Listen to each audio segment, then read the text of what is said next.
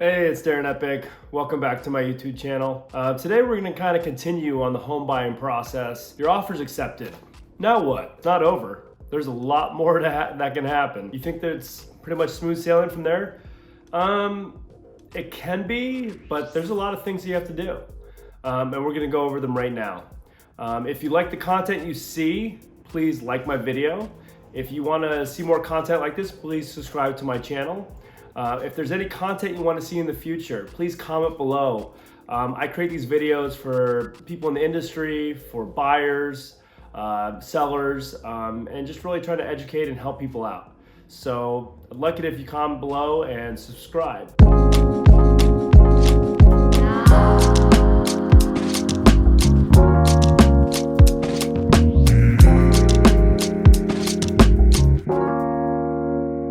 Your offer's accepted.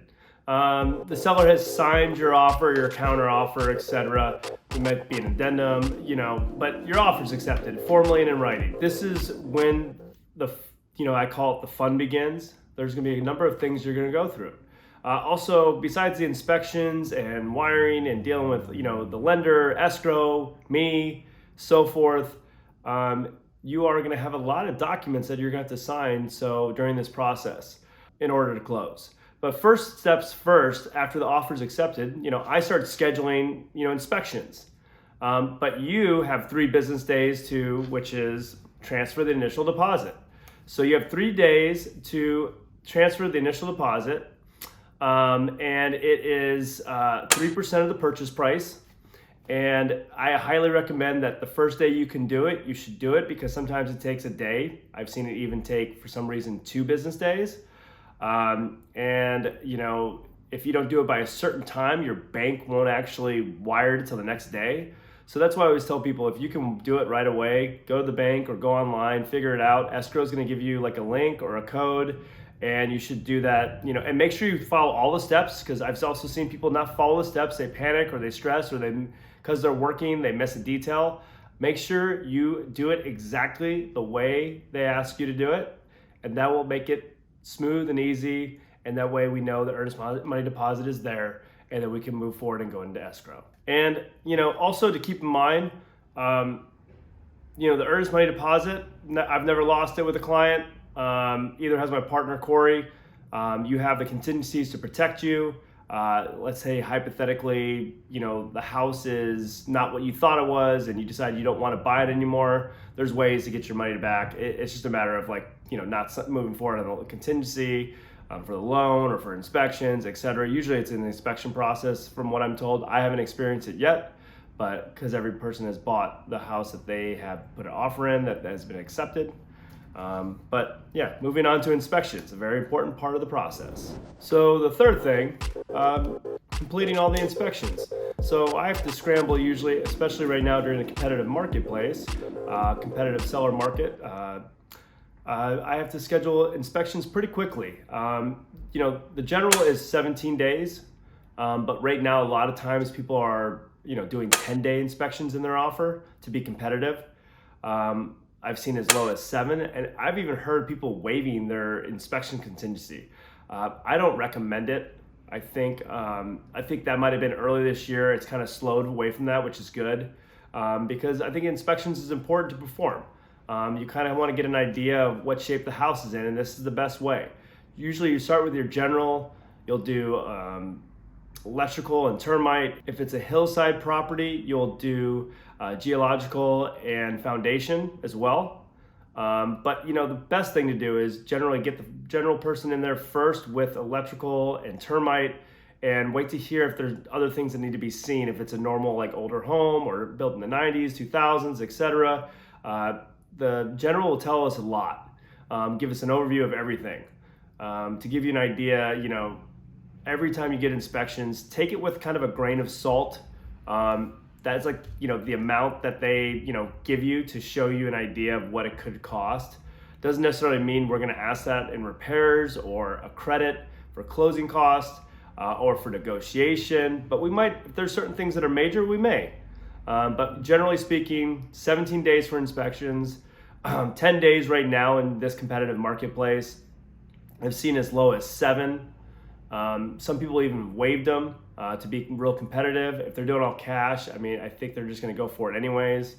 But it's a good rule of thumb to do probably 10 in today's marketplace. Not always the case. You can start with 17 and they can counter. But you want to do general, electric, and termite. And if it's an older house, you wait to see what the general says. If it's a hillside, like I said, you do geological, and so you get a geologist in there, and then you do foundation to make sure the foundation is solid because you're on a hillside.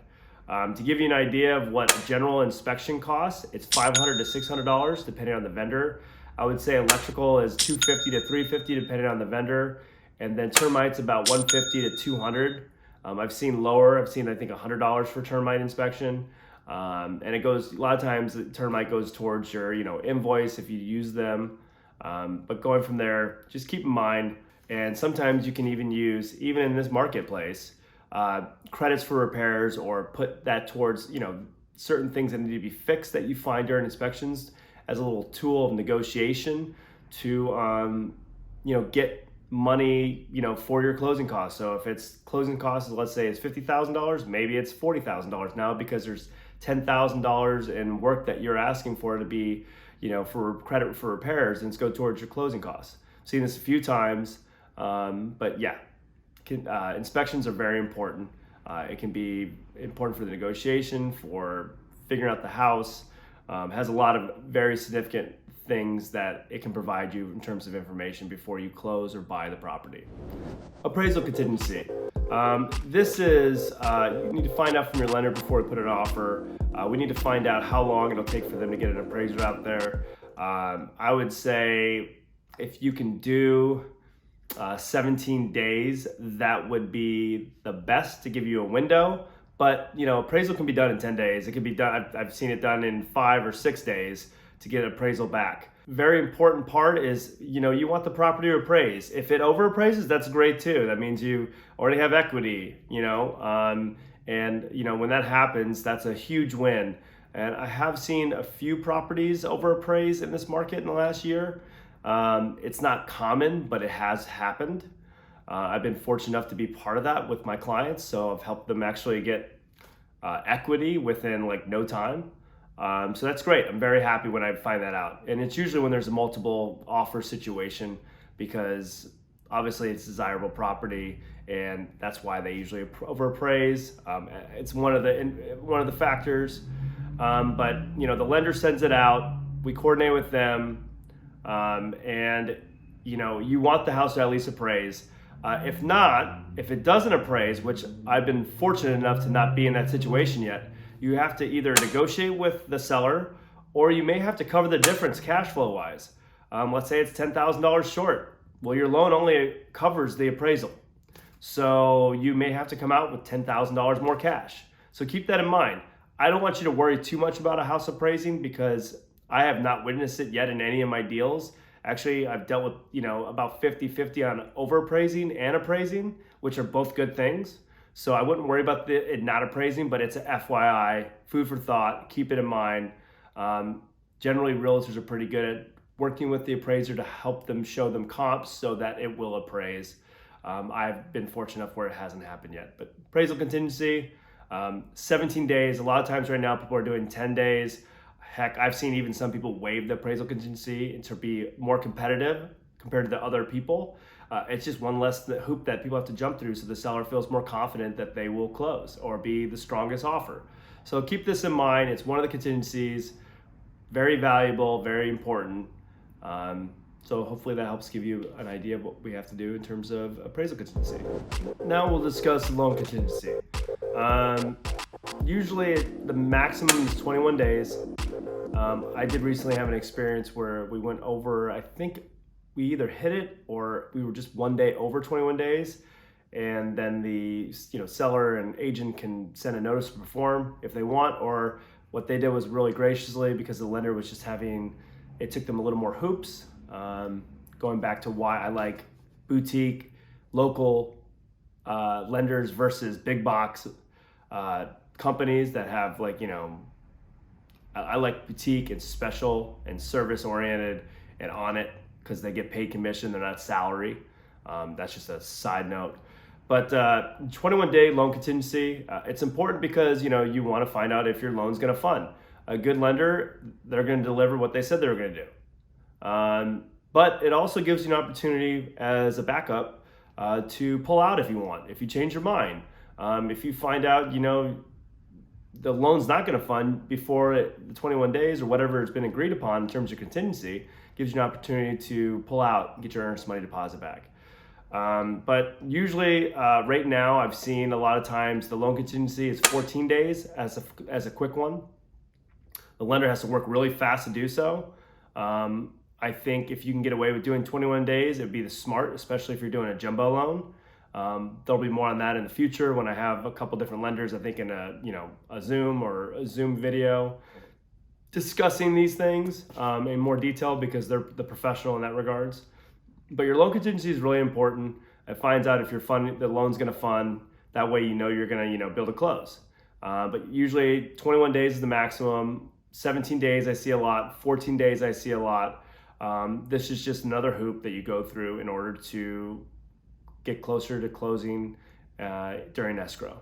Not much more to say about it. I'm a realtor. If you need more information about all this kind of stuff, you can comment below and I'll send you a link to a breakdown about loan contingency and lenders. But for the most part, it just gives you an idea of what is going to happen during the home buying process now that you're in escrow. The final walkthrough, it's kind of like a formality.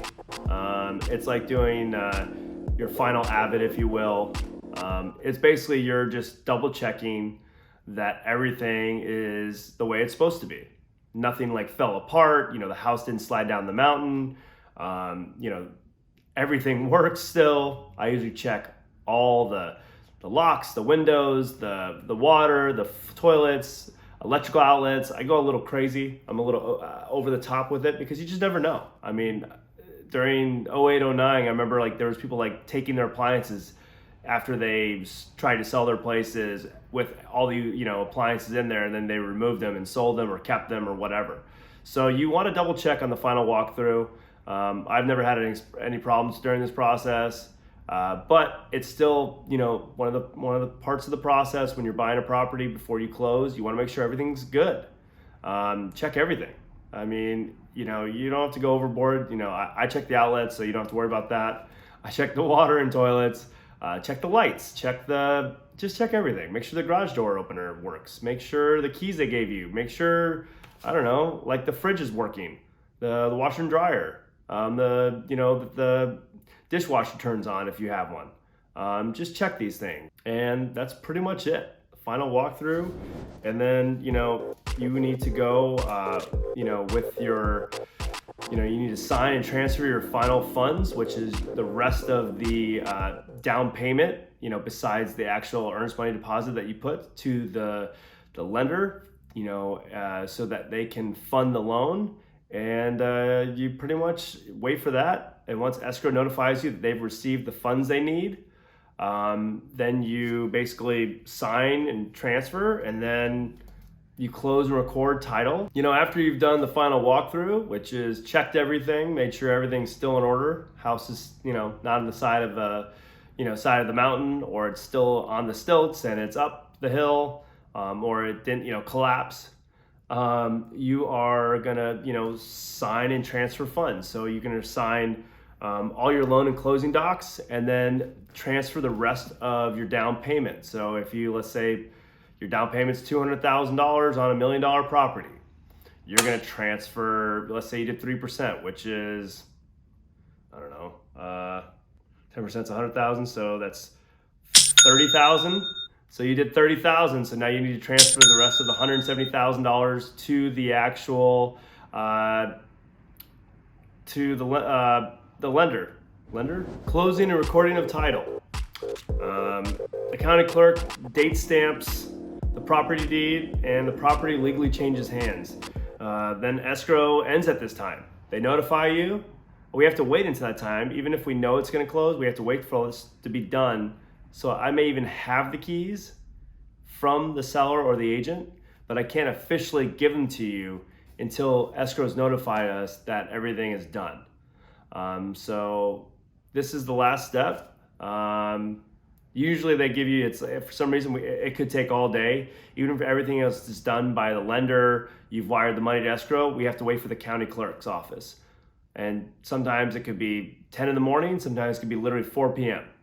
So it's weird. It can take, half a day once they have it in their hands, or all day. So it's just part of the process. And like I said, if you're not aware from earlier, usually escrow is about 30 days. Sometimes a little quicker, but usually it's pretty much on time. Everyone paces it. We want to try to close it earlier, but there's also variables that come into play. So these are the step processes after your offer's been accepted, and now what? And keep in mind, you will feel like, and I feel like this sometimes, because the transaction coordinator and one of our partners for us works with, we have a transaction coordinator, and one of our partners does all the paperwork as well, and the transaction coordinator makes sure everything is for the file. You're going to be signing between the lender, escrow, and us. It feels like a lot of docs. You can read all this stuff. It's all pretty standard for the state of California. I suggest reading it. Some things I think are just, it's just overkill. And then there's even docs that each brokerage has to send out. So during all these steps, this whole process, you're going to be signing a lot of docs. You may ask questions, and I'll have many answers for them, but it may take me a second to answer every single one of them because there's a lot of docs. And if it's a lender doc, you ask your lender. If it's escrow, you ask escrow. If it's pertaining to the real estate transaction or disclosures, ask me and I'll get you an answer. But home buying process, it's a lot. It's not just looking happy-go-lucky like they do on $1 million listing. Let's buy a house. And it happens in one day. It's a process. So I hope these two videos help break down for you an idea of what to expect. So that way you're more relaxed, you're informed, you have a better idea of how it all flows. Obviously there's always little gray areas because every deal is different. Every realtor is different. So just because some detail is lined in, like you think it's concrete, for example, a loan contingency can take longer than 21 days. If the seller and the listing agent don't give you a notice to perform, meaning they need an answer right away and the deal can collapse, and you let them know, hey, my lender said it's gonna close tomorrow, you might take 22 days and it's fine. So just trying to tell you, don't always have to sweat all the, there's always communication between the agents, the seller and the agent, the buyer and the agent, to try to make this as smooth as possible. So we try to eliminate as much stress as possible. But hope this has been informative. If you like the video you saw today, please like the video. If you want to see more content like this, please subscribe to my channel. And if you want to see something I haven't done before, please comment below, reach out, let me know. I'll shoot a video on it. I'll give you some information about it. I'll do the best I can to break it down as simple as possible so that you can be better informed when you're ready. Have a lovely day, and thank you so much.